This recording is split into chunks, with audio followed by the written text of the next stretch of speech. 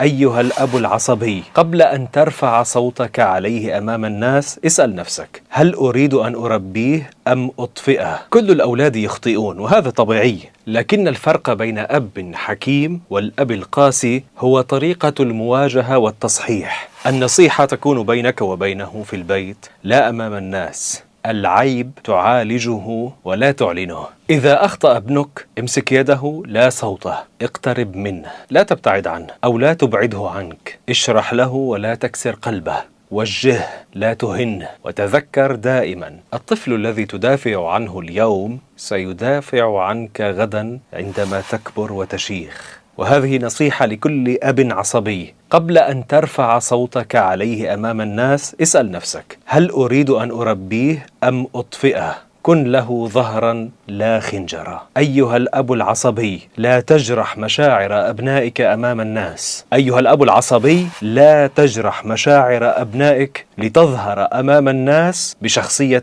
قوية. أحيانا بحجة التربية نضحك الناس على أبنائنا، نقلل منهم، نفضح أسرارهم الصغيرة الجميلة أمام الناس، وننسى أن الطفل حتى لو لم يتكلم فإن قلبه يحفظ من جرحه. تأكد هناك من ينتظر خطأ أبنائك